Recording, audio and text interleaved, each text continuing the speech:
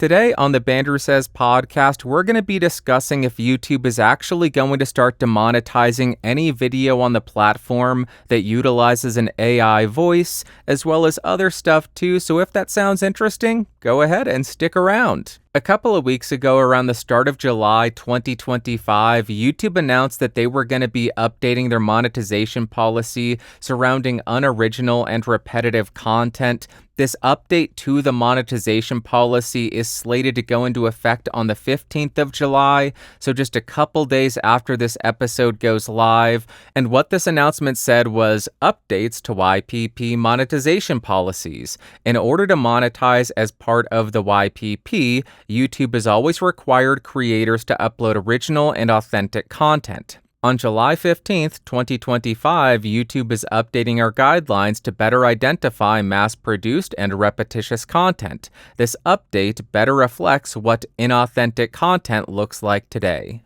Now, I'm not sure if the wording or that announcement has been modified at all since it was published because there has been a lot of backlash, but following that announcement being made, there was a lot of people raising concerns online, and I'm going to bring a few of them to your attention. The first one that I found was from Dexerto on the 2nd of July, and they said, YouTube is cracking down on unoriginal content with a major monetization change. Starting July 15, channels that do not meaningfully transform clips risk losing monetization. That includes reaction channels, compilation pages, and more. And a post that I saw that got a lot of traction and is actually the one that brought this to my attention was posted a week later on the 9th of July from a Twitter user, SayCheeseDGTL, and what their tweet said was, starting July 15th, YouTube will only pay creators who use their real voice and produce original content. Following will not be eligible for monetization. Reused or repurposed videos, copied content, low-effort uploads, fully AI-generated videos. And in both cases, Team YouTube replied to add some clarification to those original posts. The reply to Dexerto said, "Not exactly. To clarify, this is a minor update to our long-standing YPP policies to help us better identify when content is mass-produced or repetitive. This type of content has already been ineligible for monetization for years and is content viewers often consider spam." And the response to Say Cheese said, "Thanks for sharing. Just to clarify a couple of things. We recently made a minor update to our long-standing YPP policies to better identify mass-produced repetitive content." I just realized the tweet clarifying this is repetitive content. It's just ironic. That's fun to me. Back to the tweet. Channels using AI to improve their content can still monetize as long as they follow our policies. For reused or repurposed videos, our policy there hasn't changed. So I wanted to pull the policy surrounding synthetic or AI-generated content and see what that actually says about being able to monetize any type of video that uses synthetic or AI-generated content. And what it says is, we encourage creators' innovative and responsible use of content editing or generation tools. At the same time, we recognize that viewers want to know if what they're watching or listening to is real. To help keep viewers informed about the content they're viewing, we require creators to disclose content that is meaningfully altered or synthetically generated when it seems realistic. Creators must disclose content that makes a real person appear to say or do something they didn't do, alters footage or a real event or place, generates a realistic-looking scene that didn't actually occur. This could include content that is fully or partially altered or created using audio, video, or image creation or editing tools. And then I pulled some examples from that section about stuff that would need to be disclosed as synthetic and then stuff that would not need to be disclosed. As far as what would not require disclosure, that would be applying beauty filters, synthetically generating or extending a backdrop, using effects to enhance previously recorded audio, or using an AI-generated animation of a missile in a video. And then stuff that would require disclosure is digitally generating or altering content to replace the face of one individual with another's, digitally altering a famous car chase scene to include a celebrity who wasn't in the original movie, simulating audio to make it sound as if a medical professional gave advice when the professional did not actually give that advice, showing a realistic depiction of a missile fired toward a real city. And then diving a little bit more into the actual YPP monetization policy, they state at the beginning what we check when we review your channel. If you're making money on YouTube, your content should be original and authentic. This means what we expect your content to be your original creation. If you borrow content from someone else, you need to change it significantly to make it your own. Not be mass-produced or repetitive. It should be made for the enjoyment or education of viewers rather than for the sole purpose of getting views. Our reviewers will check your channel and content against our policies. Since they can't check every video, our reviewers may focus on your channel's main theme, most viewed videos, newest videos, biggest proportion of watch time, video metadata like titles, thumbnails, descriptions, your channel's about section. The above are just examples of content that our reviewers may assess. Note that our reviewers can and may check other parts of your channel to see whether it fully meets our policies. That is all well and good, but Renee Ritchie, who is the YouTube liaison, if I remember correctly, actually put out a video on the YouTube Insider channel addressing a lot of these concerns because there seems to be a lot of confusion. So let's go ahead and play that and see what he had to say about these changes and the claims that people were making. Wow, but there has been some confusion around the minor YouTube Partner Program update coming July 15, 2025. I'm Renee Ritchie, a longtime creator now working inside YouTube. Let's answer some of your most frequent questions and clear this all up. So what's changing? Exactly. Mainly, repetitious content is being renamed inauthentic content.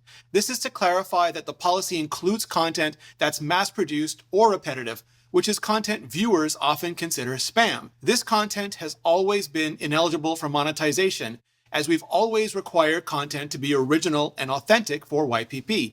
This is just meant to better identify that. Does this relate to reused content? No. There are no changes to YouTube's reused content policies on clips, compilations, reaction content. All of this can continue to be monetized if you've added significant original commentary, modifications, or educational or entertainment value to the original video. What about AI content? YouTube welcomes creators using AI tools to enhance storytelling, and channels that use AI in their content remain eligible for monetization. YouTube provides AI tools to creators, including auto-dubbing, dream screen, and more. All channels do have to follow YouTube's monetization policies, and creators are required to disclose when their realistic content is altered or synthetic. And that's true regardless of how the content is created. Can you give some examples of what is considered mass-produced content? Sure thing. Channels that upload narrated stories with only superficial differences between them, channels that upload slideshows that all have the same narration, basically content that viewers often consider to be spam. That's it. And the last post that I want to share is again from Team YouTube on X or Twitter. This was posted in response to somebody who was asking for clarification because they have English as a second language, if I'm not mistaken, and they use an AI voice generation tool to dub their videos. So they asked, are my videos going to be demonetized? And Team YouTube's response was, we understand how important this is. Creators can use AI to enhance their content, and channels that use AI are eligible for YPP. All channels in YPP need to follow our monetization policies, and creators are required to disclose when their realistic content is altered or synthetic. So in conclusion, based on all of the policy that I read, based on all of the posts I saw on Twitter or X from official YouTube accounts, and based on the clarifying posts from Renee Ritchie, who works at YouTube, I don't think that videos that use AI voice generation are inherently or immediately going to be demonetized. as long as you disclose you're using artificial intelligence to generate that voice, and as long as the underlying content is original and not spam. Now, to be completely fair and allow for a little bit of conspiracy, because I love a good tinfoil hat just as much as the next guy, I find the term spam to be a little bit ambiguous. They do provide some very top-level examples, but I find that open to interpretation. It almost seems like the definition of pornography. I can't define it, but I know it when I see it.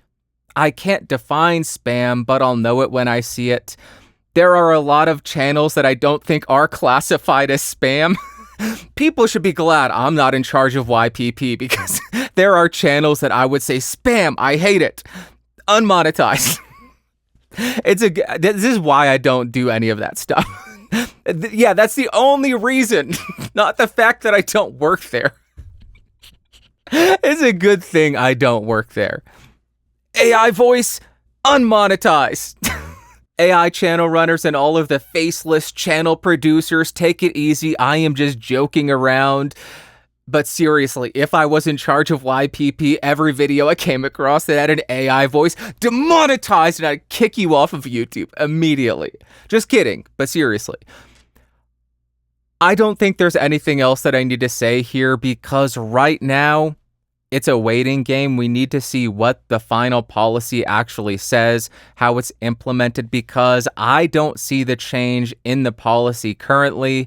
When that's available, if there's anything worth discussing, I'll discuss it on the podcast, but for the time being, my interpretation of all of the information is, as long as you don't spam YouTube with a bunch of AI-generated slop, garbage, trash, you ought to be fine. Even if you're using AI voices in your videos, even if you're using AI-generated images in your videos, as long as everything is properly disclosed and the content is original, you should be fine in the YPP, and your video should still be monetizable. But we will revisit this if there's anything to discuss in the future. That is all the news that I wanted to discuss. Let's talk about what I have been testing. I am on the same microphone again, the Neumann. Hello, Neumann TLM193. I am running that into an outboard tube preamp and optical compressor. What? Universal Audio LA610 Mark II, preamp plus 10. Give me all that tubey goodness. Compressor getting a couple dB of gain reduction, and then running into the X8. And I'll likely do a bit of processing in Logic Pro as well, just to put some magic sprinkle fart dust on it and make it even better and just more consistent. The full review of the 193 ought to be coming out this week. The entire body is done. I just want to sit with the recording a little bit longer and get my final thoughts done. But, bro, I like it a lot. I like this one a lot. Is it the Neumann to own, I was asked? Is it the best Neumann? That's subjective. It really depends on what kind of sound you're looking for. Are you going for the Neumann sound, which is, does it sound like a U87? If that's what you want, this is not the Neumann for you, because it doesn't sound like an 87. If you want a U87 sound, go for the U87. If you want that bright 103 sound, not the mic for you. Go for the 103. Do you want that forwardness of the 49? This is not going to give it to you. Go for the 49. But if you're looking for a Neumann that is more neutral, which is right up my alley, dude. Oh my God. That's my sound. That's what I love. The more boring, the better. Then this thing's real tight. I am really liking it on electric guitar, acoustic guitar, stacked vocals. Oh boy. It's got some beef in the low end. It's not muddy. It's got some really nice detail in the top end without it sounding pushed and harsh and artificial. Oh God. I really was surprised by this thing, and I am happy I picked it up. I don't know how I slept on this for so long. Apparently, somebody told me this is what people use for classical recording, for orchestral recording. I'm guessing if they go for Neumann. I can't imagine this is the classical microphone recording or orchestral microphone for recording, but perhaps, I don't know. If you work in orchestral recording, let me know. Is the 193 or the 170 the microphone that you use? Is that the go-to for that application? Don't expect me to start testing that because I don't have access to an entire orchestra or a hall to record in. Sorry, find that somewhere else. That is what I have been testing, and that is how I have been rambling. Let's jump to what you had to say, and the first comment comes from Pags over at MEI Studio, New York, and he says, Midside is great in certain circumstances. Fun part is it's fully mono-compatible, and you adjust the width by bringing up or down the center channel or both side channels. Group them in your DAW. You can get it sounding really wide or more narrow depending on the need, and it can all be done in post rather than moving mics around trying to get it using traditional miking techniques. And then there's a comment from DavidRick959, and he says, You've only just brushed the surface of what you can do with midside, Bandrew. Next steps. Try widening or narrowing the image width by changing the gain on the side mic prior to decoding. Try doing it with other polar patterns for the mid pattern. Obviously, you can't do that with the fixed pattern mics like the Beyers. You need to use a couple of variable pattern condenser mics. If your mid mic is a dual diaphragm LDC with independent capsule outputs such as Austrian Audio, Lewitt, and Sennheiser, you can make both of the mentioned adjustments in post. Being able to independently adjust width and reach at mix time is an amazing thing if you ever record things away from the studio where you don't have access to good monitoring during the event. Pags and David, thank you very much for the comments. Thank you for sharing your thoughts, and thank you for sharing the next steps in mid-side miking. I'm aware that you can adjust the width by adjusting the level of the side microphones or adjusting the mid mic. You can also very slightly adjust the balance by adjusting the gain or the level on the left and the right-hand side, but I think you want to keep those as even as possible. Correct me if I'm wrong there. But what was most interesting to me is the idea of doing mid-side miking or having that microphone technique with two dual diaphragm LDCs that allow you to adjust stuff in post. Of course, you wouldn't be adjusting the figure 8 pattern, which would be the side microphone, but you could adjust the rejection, the side rejection on the mid mic in post. You could even do bloom line. Okay, this is just me going on a tangent. I wasn't planning on discussing this. Somebody mentioned Bloomline, and that's where you do essentially a mid-side miking. It's the same setup, but with two figure 8s.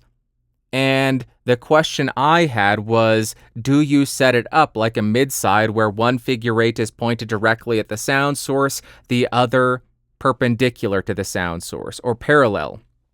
And the answer was, it seems like you would do more of a 90-degree XY with the two figure 8 mics. So you're getting that stereo XY, and then you're also getting that background. You're also getting the pickup from the rear lobe of sensitivity, which should give you a pretty interesting room sound. I don't know. I don't have a room that would really justify doing something like that.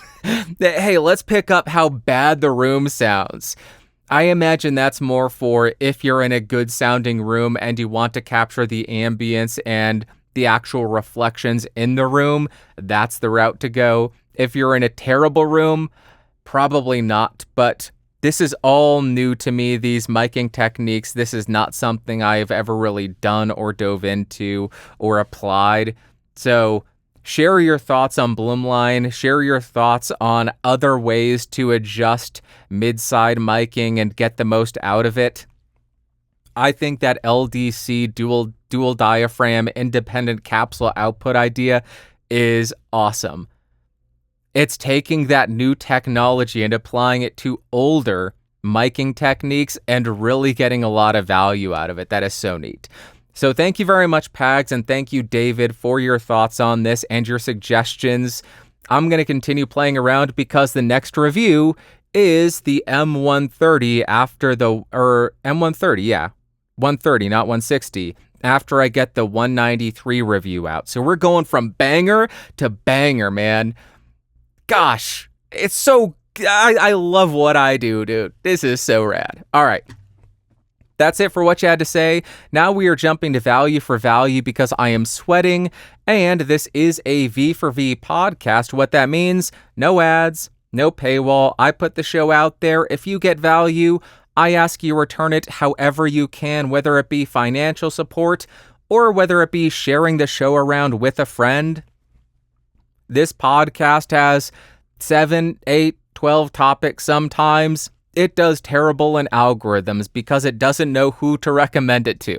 So if you have a friend or know somebody who would get benefit out of this show, just consider sharing it with them. That is hugely valuable.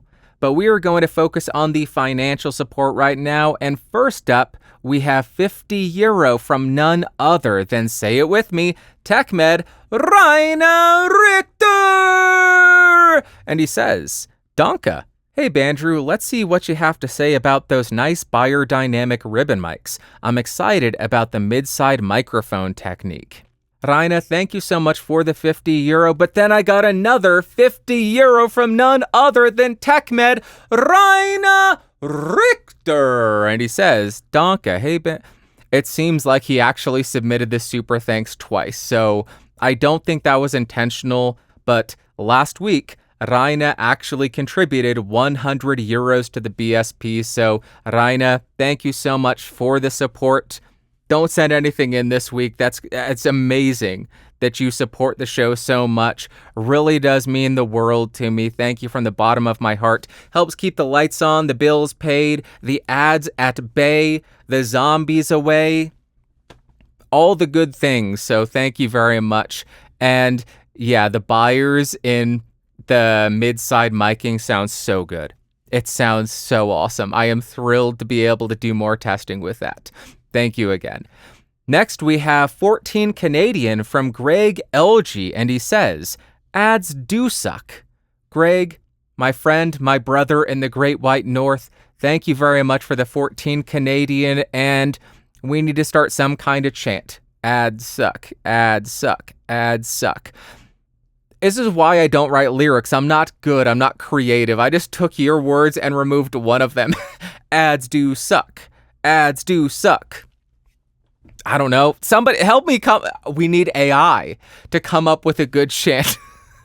We need to come up with that would be a good idea. Some kind of value for value song, theme song, just denouncing advertisements and how they are the bane of everybody's existence, how they suck the soul out of everyone, and just, they're the worst.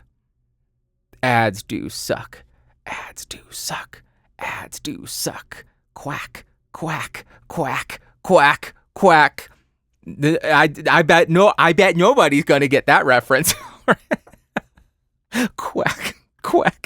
Where did that come from? I haven't thought about that movie in like 20 years.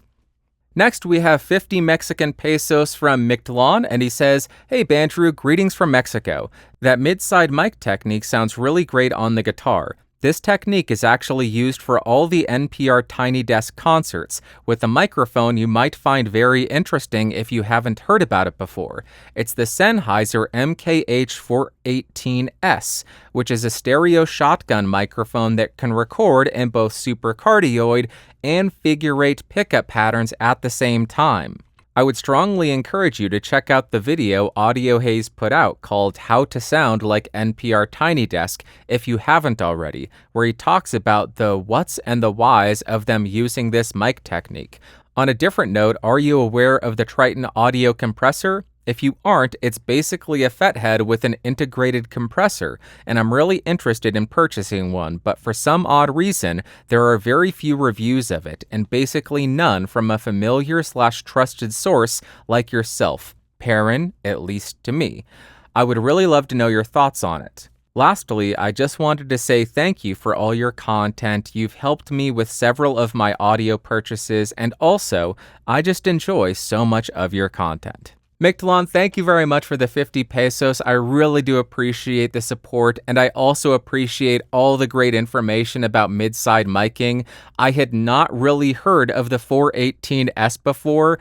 That must have some kind of special output that allows you to have two XLRs coming out of it. So probably a 5-pin to a dual 3-pin XLR splitter. Am I right there? Otherwise, you wouldn't be able to get the figure 8 side mic and the mid microphone separately. So it's likely similar to, I'm going to drop this, the Blue Yeti Pro. Does anybody remember that one? That's a blast from the past. They had the Yeti that was USB, but could also function as an XLR-only condenser mic.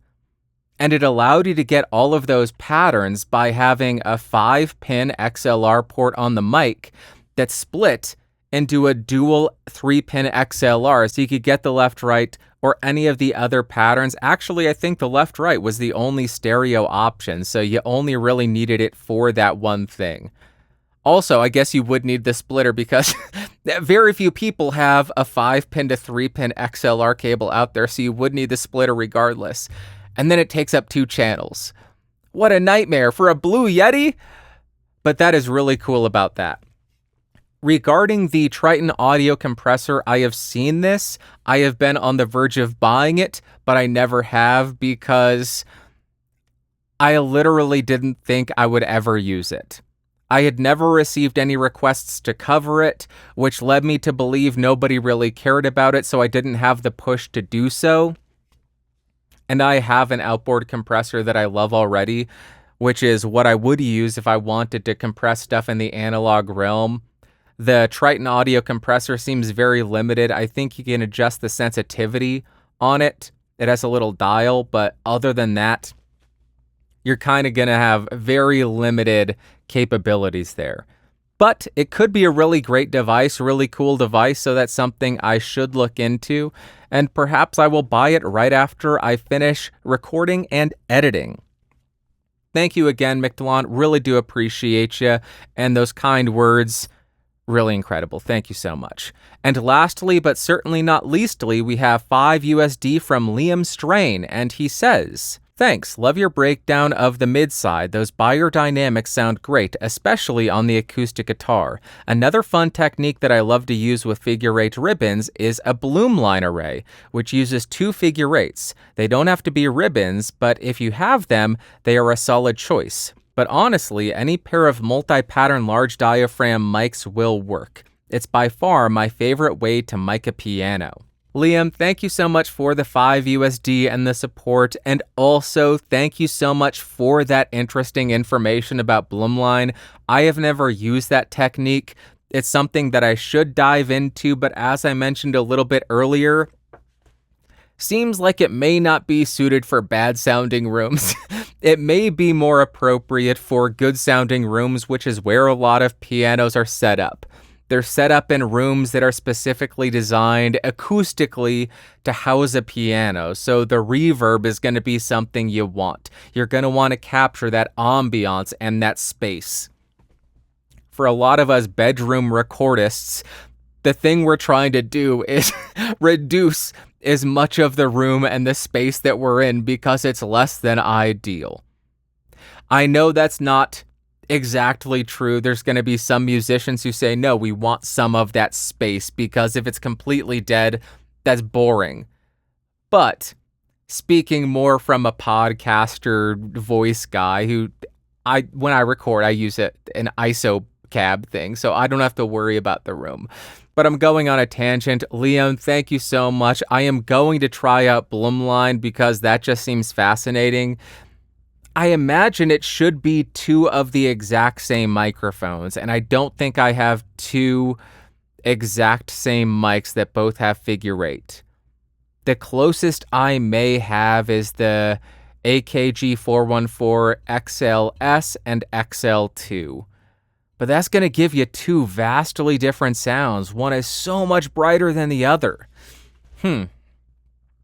I don't think I have any other double ups on mics. I have a couple of 440s, but those are just cardioid. Is it going to sound funky if I do Bloomline with two different microphones that have different sounds? Because if it is XY, I could see that sounding different. If it's the actual just like a mid-side setup where one mic is dead center, the other functions as the sides, then I think that would probably be fine because you're not going to have that conflicting sound, one being really dull on the right-hand side, another being really bright on the other side. These are the cool things we get to figure out, right? Oh, this is so cool. That's going to wrap up this week. I have nothing else. I know it was a little bit shorter, but I wanted to get a show out there, and the YouTube stuff was the big story this week. I wanted to at least get that out. I was considering not putting something out, but it seemed like a big enough story that I should share my thoughts and share my findings and not postpone for another week. So thank you for coming by. I know there are a million billion things vying for your attention. So if you choose to spend any amount of your day watching or listening to this, I really am honored. And thank you to everybody who supported the show financially. Liam, McDelon, Greg, and then Raina. Without you guys, this show would be, I would put ads every 5 minutes. I would just make it the worst viewing and listening experience ever. You know that's not true. I'm just joking. I don't do it on podcastage. Why would I do it here? But thank you so much. I really do appreciate you. I hope you have an amazing Sunday, Monday, Tuesday, Wednesday, Thursday, Friday, Saturday. Just the thought of putting an ad every 5 minutes is hilarious to me. I want to try that. I want to try that on one video just to see the response I get. Okay, I love you. I will talk to you next week. Bye-bye. Whoa, whoa. Boop.